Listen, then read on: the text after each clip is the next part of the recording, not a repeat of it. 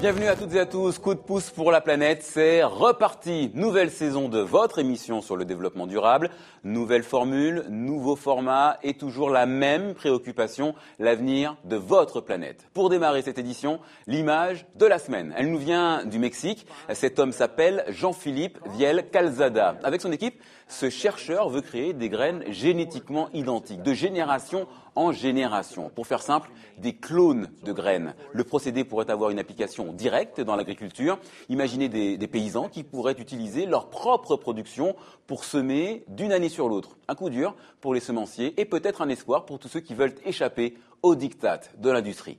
Que s'est-il passé dans l'actualité verte des derniers jours? À sa façon un peu décalée, le coup de presse répond à cette question. Et cette semaine, il est signé Franz Vaillant. Le gouvernement chinois va augmenter de 40% ses objectifs d'énergie solaire pour produire 21 gigawatts pour 2015. 21 gigawatts, c'est presque 3 fois plus que l'Italie, premier marché photovoltaïque européen. En France, 9 consommateurs sur 10 seraient désormais guidés par un critère écologique lors de l'achat de fournitures scolaires. Rappelons qu'une tonne de papier normal, c'est 17 arbres abattus. Faire ses devoirs sur du papier recyclé revient donc à préserver la géographie des paysages, une bonne note. Au Japon, baptême de la popocyclette, une moto qui fonctionne avec des excréments, oui, du bon vieux caca.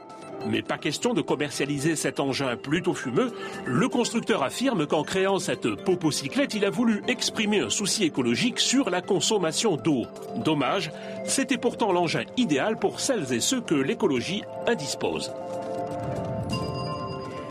Le coup de pouce de la semaine nous vient de Suisse, la confédération où on enregistre une forte progression du nombre des sites dédiés à la location. On loue de tout sur Internet, une façon peut-être de faire un pied de nez à la société de consommation.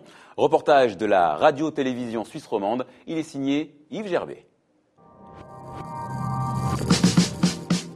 Que faire de ces appareils ménagers quand on ne les utilise plus ou presque plus ? Anthony Logato a trouvé la parade anti-gaspi, les louer. Alors voilà tous les objets que j'ai mis en location sur le site.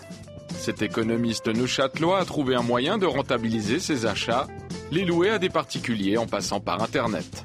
Par exemple, j'ai mis ma sorbetière que j'ai achetée parce que je voulais faire des glaces maison et puis finalement je n'utilise pas si souvent que ça. J'ai aussi mis un guide de voyage, tous mes jeux vidéo. Je me suis dit que si ça se développe vraiment bien, ça peut devenir un moyen un peu alternatif de consommer. Louer au lieu d'acheter, c'est l'idée fondatrice de ce site suisse entièrement dédié à la location entre particuliers. Au lieu de se dire, moi j'ai envie de posséder que pour moi cet objet, on change de conception totalement et on va plus vers une optique de partage, quoi. À coût de 1 franc ou de 10 francs par jour, les montants demandés ne sont pas spectaculaires. Ils permettent toutefois aux propriétaires d'arrondir leur fin de mois. Quant à ceux qui louent, ils peuvent ainsi éviter de s'endetter pour des achats compulsifs. Une commission de 10% est prélevée sur les transactions. Comme le site vient d'ouvrir, il n'y a pas encore assez d'annonces pour permettre à ses fondateurs d'en vivre. Mais le succès fulgurant de Zilloc en France, avec plus de 6000 demandes de location par mois, démontre tout le potentiel de ce marché parallèle.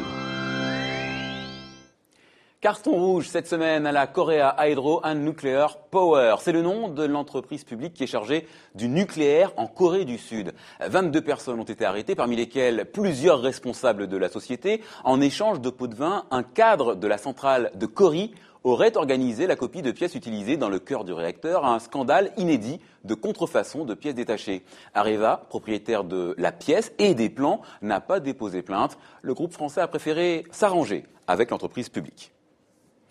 Voilà, et c'est la fin de cette édition de Coup de pouce pour la planète. Retrouvez-nous sur notre site et notre page Facebook. Rendez-vous la semaine prochaine. D'ici là, prenez soin de la planète. Elle le mérite.